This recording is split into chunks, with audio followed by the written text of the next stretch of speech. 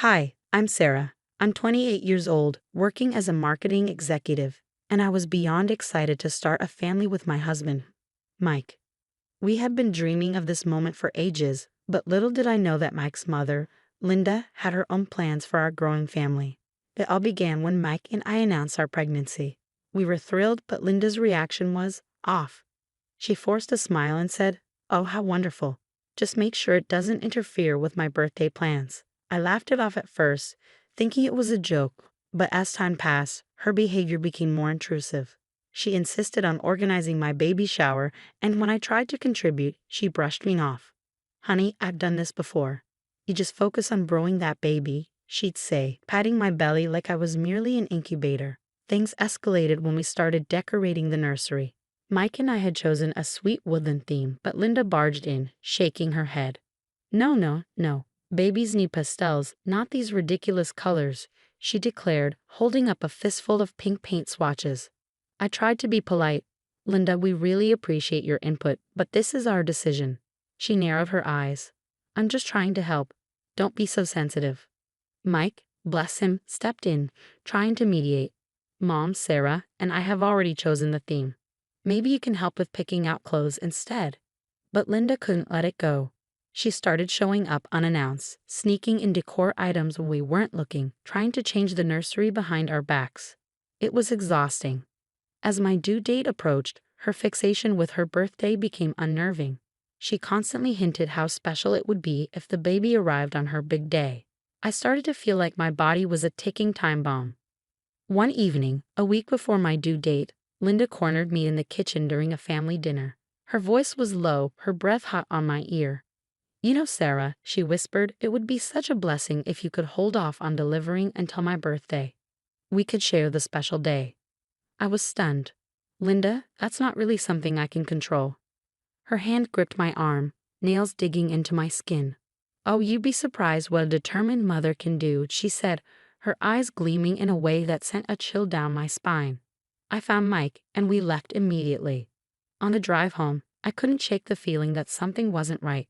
"Mike, I'm worried about your mom. She's becoming obsessed with this birthday thing." He sighed, rubbing his temples. "I know she can be overbearing, but she means well.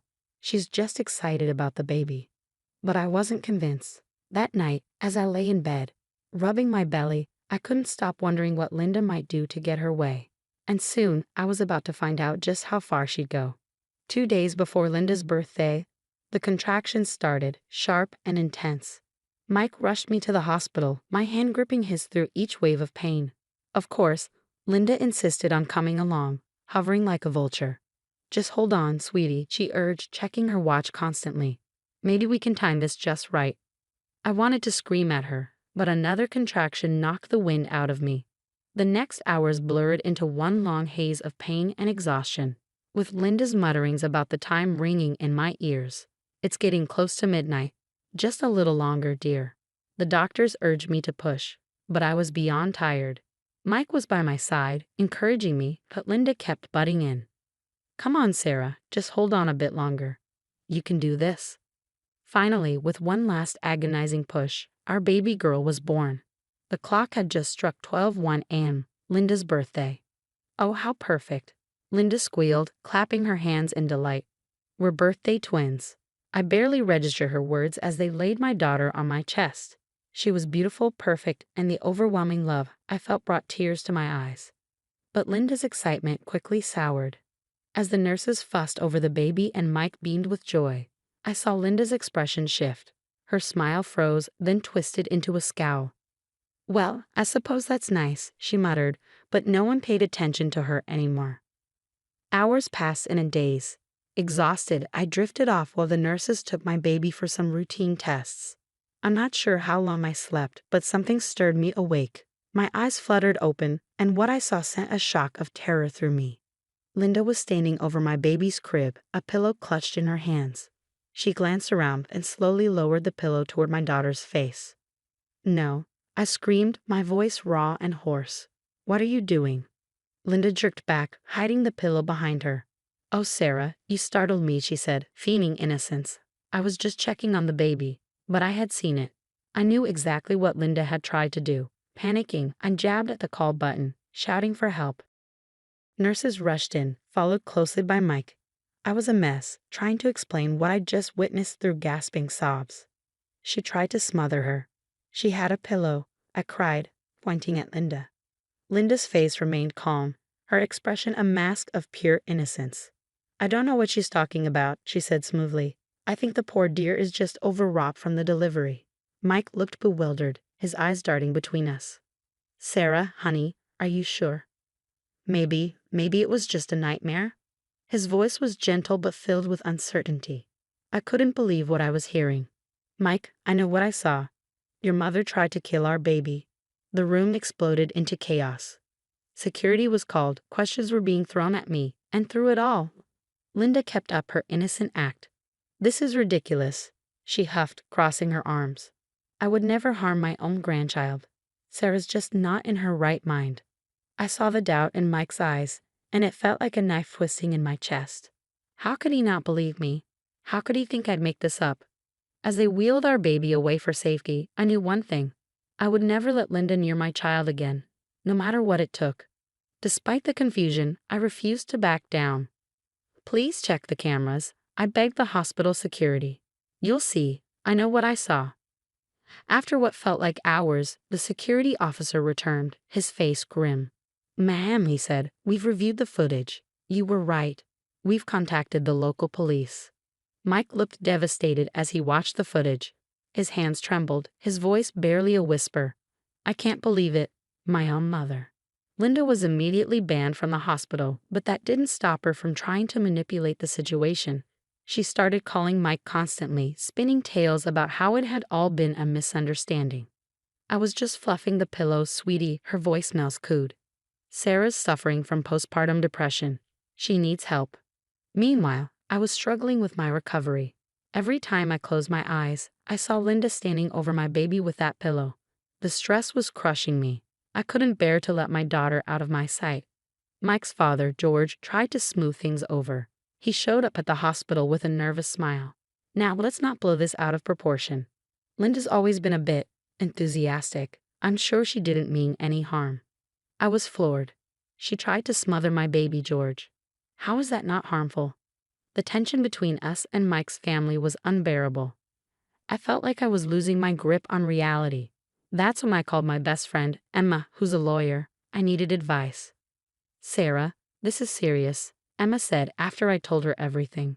You need to protect yourself and the baby. I think we should look into getting a restraining order. Days passed and more disturbing details came to light. The police investigation revealed Linda's long history of controlling behavior. They interviewed some of Mike's ex-girlfriends, who all shared stories of her manipulation and jealousy. Then one afternoon, Mike made a chilling discovery while packing things up at their old house. Linda's diary. He brought it to me, his hands shaking. Sarah, he said, his voice low, you need to see this. I opened the diary, my heart racing, and as I read through the pages, my blood ran cold. Linda had written obsessively about her birthday, how it was her special day, and how she wouldn't let anyone, not even her own grandchild, overshadow it. Mike was silent for a long time after reading it. Finally, he stood up. I need to talk to her. This ends now. I wanted to stop him, terrified of what Linda might do next, but I knew he needed this confrontation. Hours later, Mike returned home, looking drained but resolute. What happened? I asked, dreading the answer. Mike sighed, rubbing his face. It was intense. At first, she denied everything, but eventually she broke down. Dad was there too. He finally saw her for who she really is. And? I held my breath. And, it's over, Mike said firmly. I told her she's not welcome in our lives anymore unless she gets serious help. Even then, I don't know if I'll ever be able to trust her again. A weight lifted off my shoulders. It wasn't the end, not by a long shot, but it was a start. As I held our daughter close, I knew we had a long road ahead of us.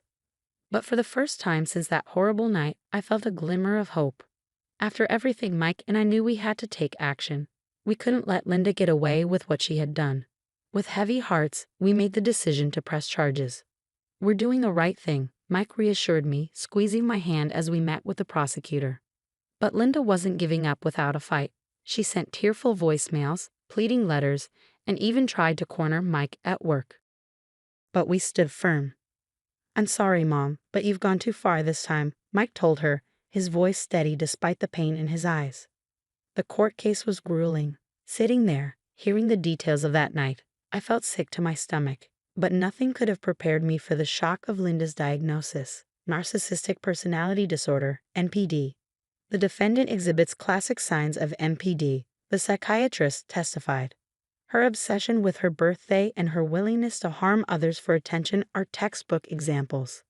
Then came a surprise witness, Mike's ex-girlfriend, Rachel. "Linda always had to be the center of attention," Rachel said, her voice trembling. "She sabotaged our dates, spread rumors about me. Once, she even faked a health scare to stop Mike from proposing."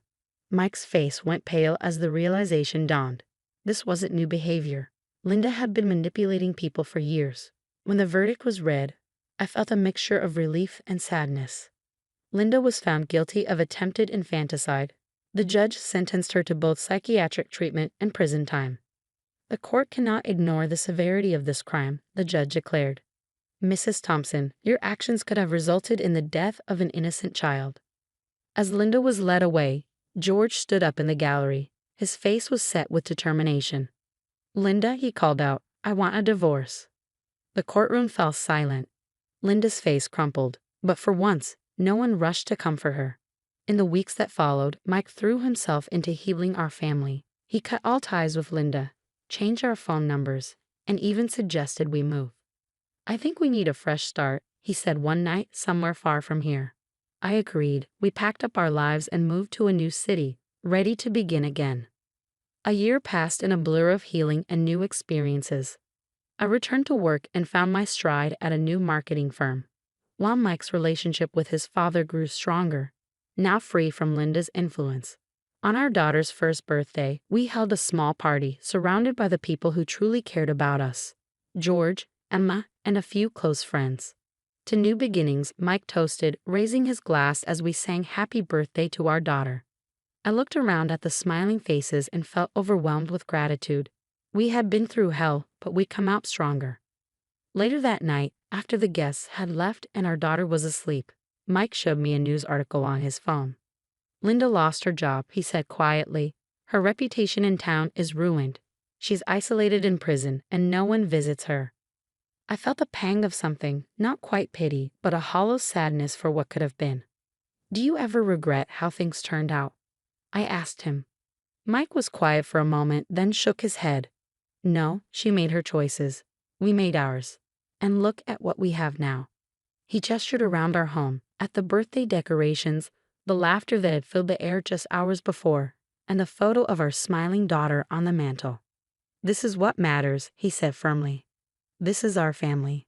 I nodded and leaned into his embrace, feeling the weight of the past lift just a little. We had weathered the storm, faced the darkness, and come out stronger on the other side.